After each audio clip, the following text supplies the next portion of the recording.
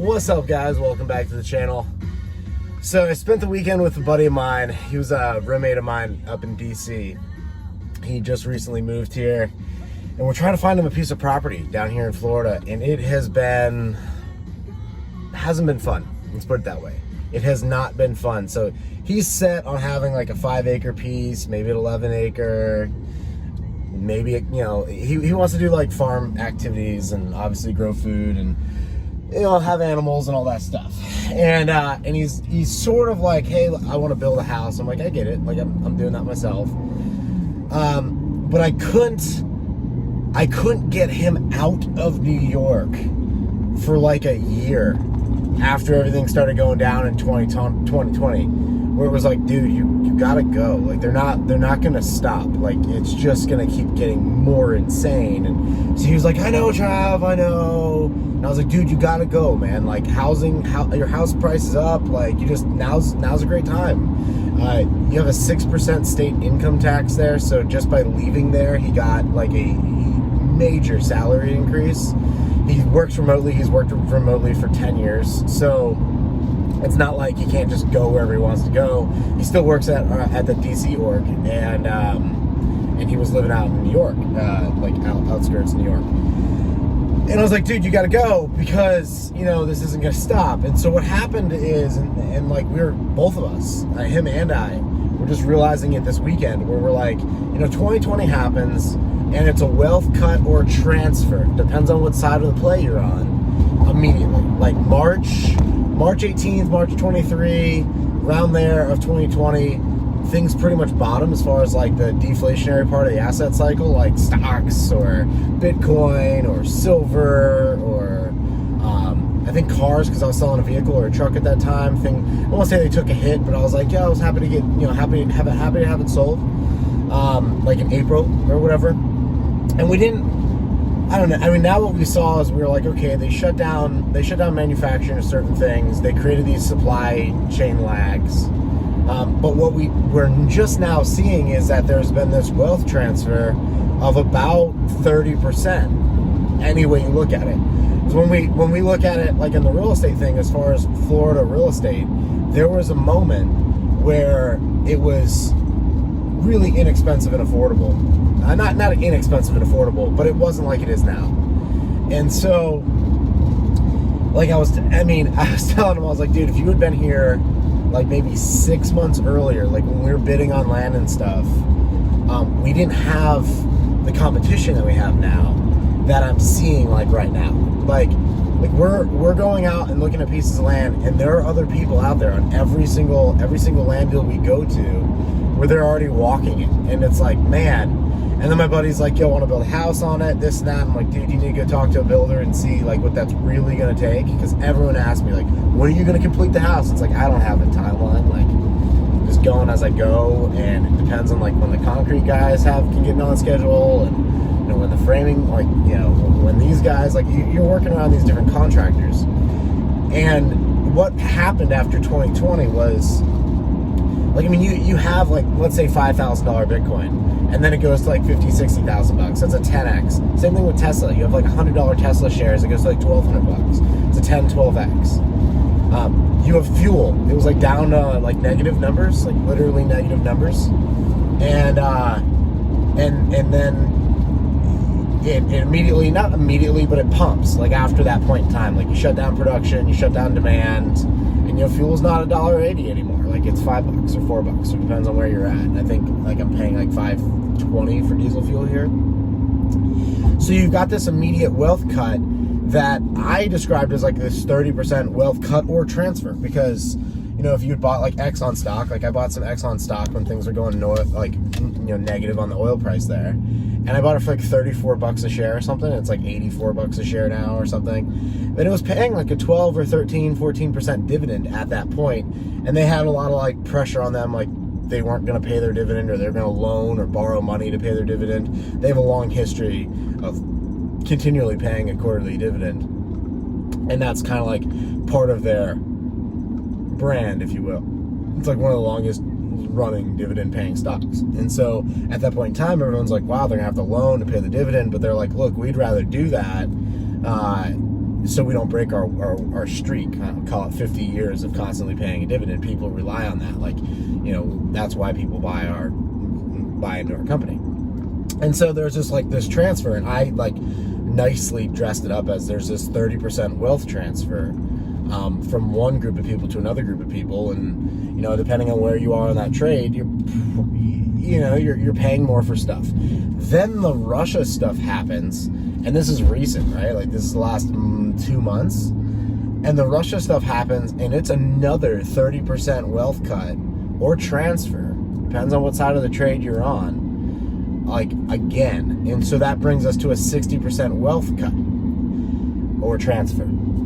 As I was telling him, I was like, dude, I think we need to get a lot more realistic with what type of property you're looking at. Like, your laundry list of things was fine a year ago. But now it's like, you've got to have all these items on there. And I was like, dude, you need to compromise by 30%, because that's what's happened here. And then when this Russia stuff plays itself out, and it's not really Russia, it's not really the Russia stuff, it's the U.S. elite's response to Russia, and it's the U.S. elite's response to the Rona thing, which is all basically of their doing. Like, all of that is of their doing. Like, especially with the NATO thing, this is all like things that could easily be solved diplomatically, but the U.S. elites are like, no, we need a boogeyman to blame all this bullcrap on. And so it's like, well, obviously Putin did. Like, fuel prices are high, man, because of Putin, guys. Like, yeah, wave the flag, like what, like we've got to like cheer on this like super corrupt country over there that's the borderland of Russia, and it's totally understandable why Russia feels surrounded. But nonetheless, as far as Americans, we've now gotten to this point where I was telling him, I was like, when these effects are fully realized, we're looking at another 30 on top of the 30 we already hit. So I'm like, you need to lower or change expectations by at least 60%. He's like, and that's being kind. And I'm like, yeah, it really is. I don't think a lot of people know. I don't have a ton of actionable, do this, guys, and this is going to benefit you, except get long, commodities. I think commodities are super cheap. All my buddies in finance are still like, oh, Trav, commodities, tech companies are what you really want to be buying. And it's like, I want to buy things that they make things, like physical things in the physical world. And I'm not against digital things. I'm not against Bitcoin. I'm not against any of that stuff. Like, I'm pro. I'm a fan. But I want to buy things that they make things, because we still live in a world of stuff. And most things that are in the manufacture of stuff,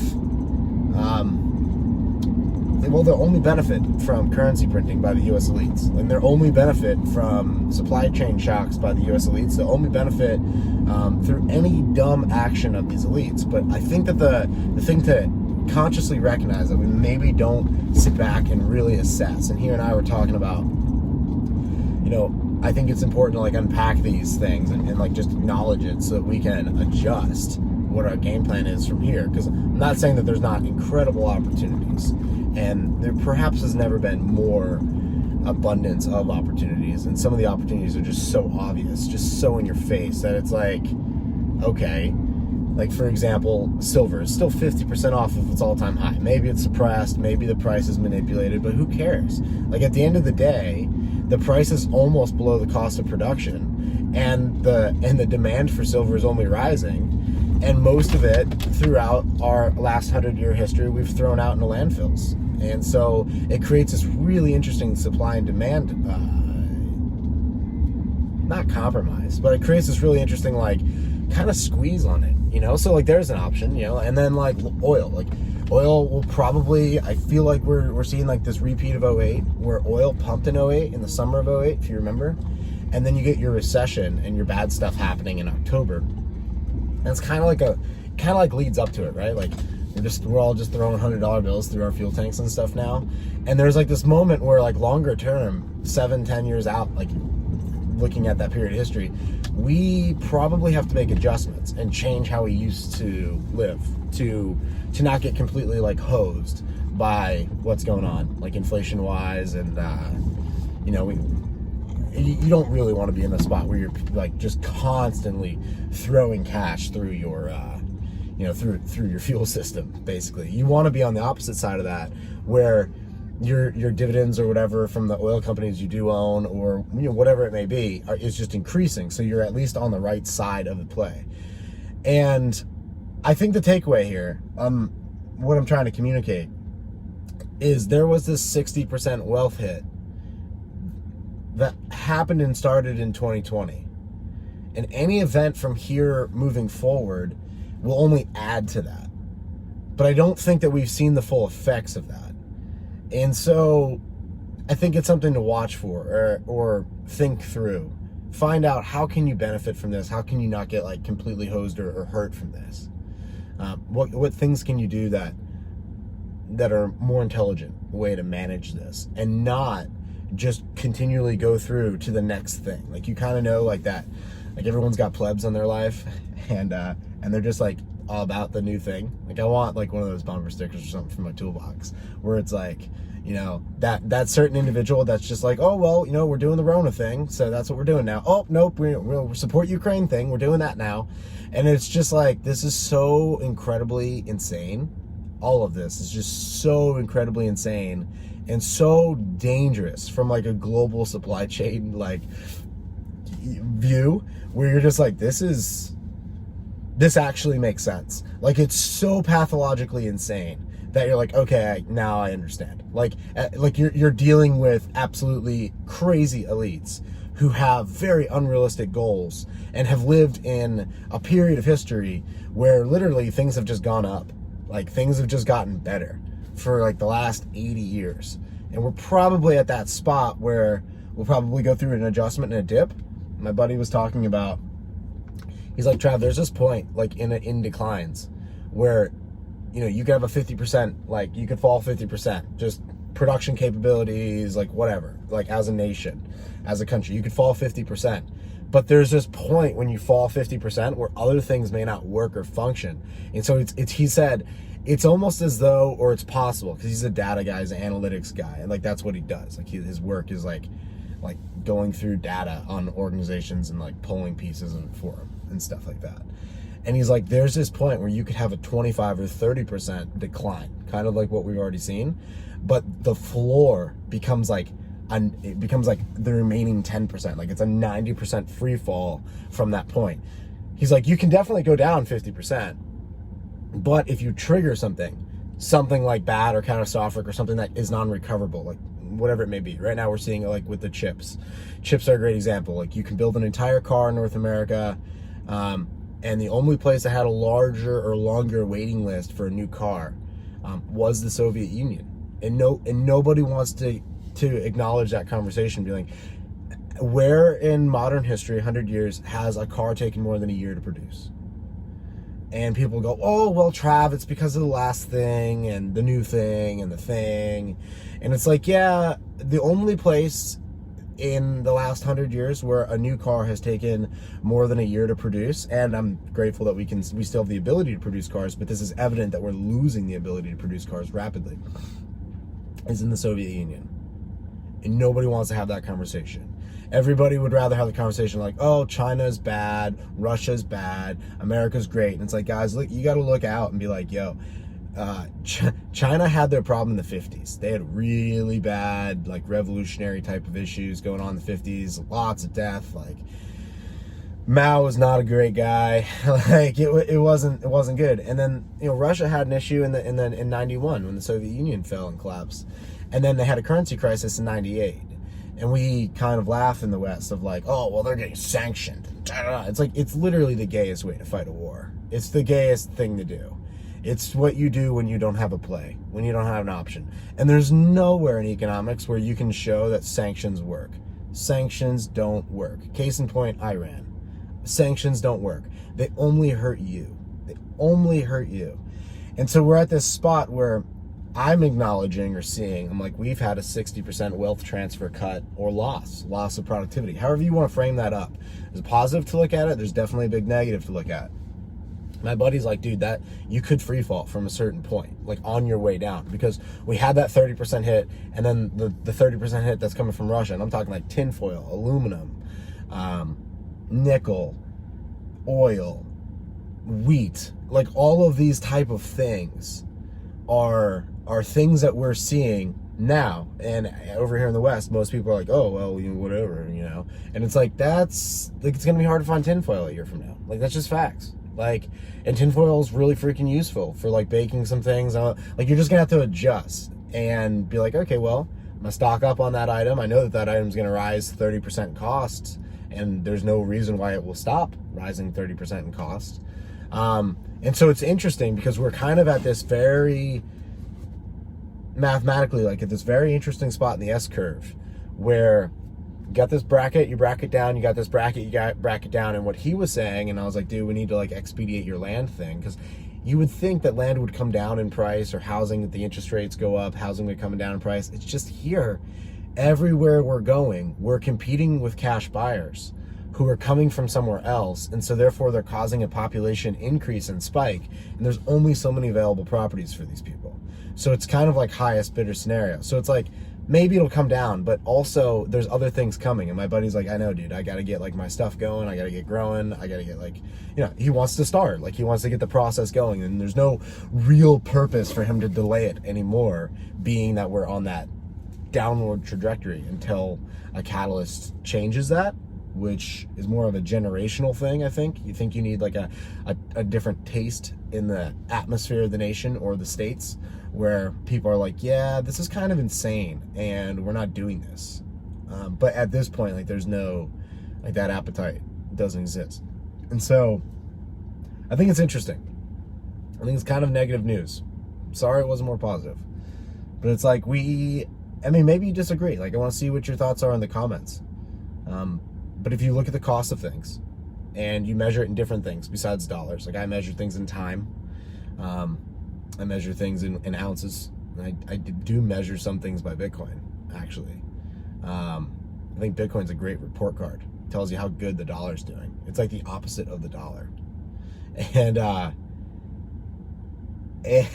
so my buddy's like, dude, housing prices down here are like up like 40-50% in a year. I'm like, oh, they're down like 30% in Bitcoin.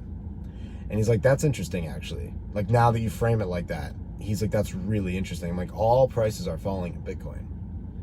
And so the only asset, like, long-term here to own, I mean, in the digital world or the fake asset world, is like pretty good case to own that one. Like, it's really, really interesting because it's kind of like the opposite of all this crazy that's going on. It's a standard unit of account. And so yeah, I want to hear your guys' comments down there in the comments. Thank you for the likes. Thank you for sharing this video. Somebody who may find it interesting. It's a little bit more of like a dry video, I think. But I just think I don't know exactly what to make of it, so I'm still processing. But I thought that it would be worthwhile to share and be like, you get these, you do, and that's how we have to look at it. Like, there is a wealth transfer or cut that has just been removed, and America will be. And when this plays out, it'll take 6, 12, 18 months for this to play out. America, the average person, will be 60% less wealthy or poorer than they were in 2019. In terms of miles they can drive, protein that they can consume at a certain, based on time frame. I work 8 hours and I'm able to purchase X amount of pounds of protein, gasoline, whatever it may be. And that's drastic. I mean, that's drastic. And they're cheering on their elites as they do this. They've been doing that the whole time. They're just back there like seals, just clapping, like, or, the whole time, all the way from March of 2020. And I want you guys to be aware of it, because we can do well. Like, you and I, we can do really well. If you see the trend and you're like, okay, this is what's happening. America's getting poorer. We're going to have to reshore things. We're going to have to grow things here. Inflation's going to cause food prices to go up. You want to be on that side. You want to be on the side that produces food. That benefits you. You don't want to be on the consumption side if you can help it. Obviously, we all consume food. But you want to be on the opposite side of the trade that wins, that does well. And I think there's a lot of opportunity out there. But for the average person, when we were out yesterday talking with people, they don't see it at all. And hey, whatever. As long as you guys see it, I see it. That's why I make these videos. And until next video, guys. See you guys down in the comments.